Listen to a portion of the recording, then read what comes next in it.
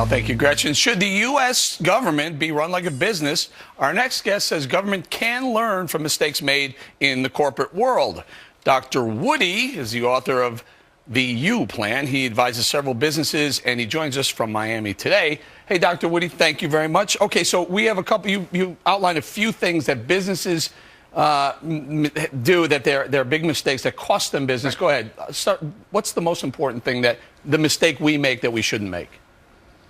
Well, the first thing is not following your values. And Eric, in business, you know this. When the values that you follow, the values that you espouse are your guiding principles, and they act as your compass during times of uncertainty. And what happens is when leaders or organizations don't follow their values, or they don't articulate them and communicate them in a way that the people who work with them understand, they tend to get into trouble. And I think where the government can learn from this is all the time you hear politicians and government officials espouse the values of freedom and the American entrepreneurial spirit, yet they continue to get in the way of those values with excess regulations and red tape. So I think what you could learn from business here is espouse the values and get out of the way and let your organization, your people thrive by what you believe in. Okay, Dr. Woody. Mistake number 2, focusing on differences rather than similarities. I'm not sure what that means. And this one kills me, because in business, when you've got folks in the boardroom with different agendas who are all looking for out for themselves as opposed to looking out for the greater mission of the organization, you're going to have problems. And great companies find ways to get everybody on board and find common ground.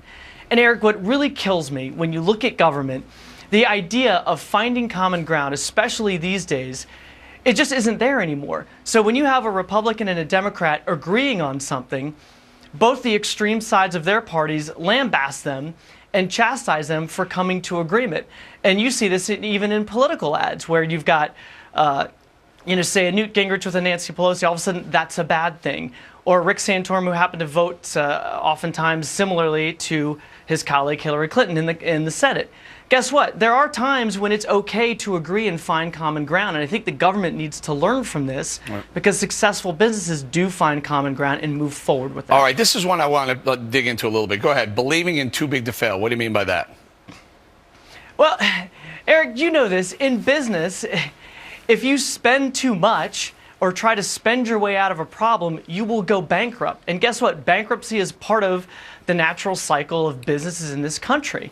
So when the government says, oh no, we're just going to continue to spend and not think about what the return on that spending is, you're going to have problems. In business, you look at spending as investing. And when I say investing, you mean you look at what is the return I'm going to get out of this? What is this? Where's this going to get me? And I think oftentimes in government, the spending is more about, how is this going to look, or how is this going to play to constituents, but not necessarily what return am I going to get from this that will help the greater good of the community or the government or the economy. But the difference, Dr. Woody, the difference is when you're spending in business, you're spending your profits, you're spending your own money. When you're spending in government, you're spending other people's money.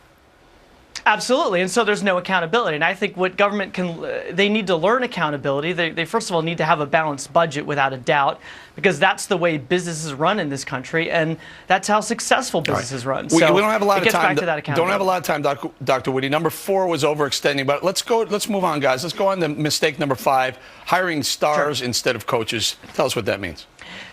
Well, Eric, there's a reason why I'm in business, and it's because of this. I think the most common mistake that I see companies make is they promote their star players and make them coaches. In other words, they take the best player on the field, the best salesperson, and decide to make them the one in charge. This would be the equivalent in the sports world of taking Eli Manning, because he's the MVP of the Super Bowl, and making him coach of the Giants next year. It's not something that makes sense in sports, but we do it in business, and businesses that do that tend to fail. Now, here's how you apply it to government. And this is on us as voters, to be quite frank. A lot of times we tend to vote for and elect the showmen, the people that excite us, that get us interested, intrigued, and riled up in a crowd, instead of those coaches, managers, or leaders that we really need, who understand how to manage and take the helm of the ship and guide us in the right direction. All right, we're going to have to leave it there. Doc, I'm sorry, we're running out of time, but that's great advice, Dr. Woody Woodward. Thank you, sir.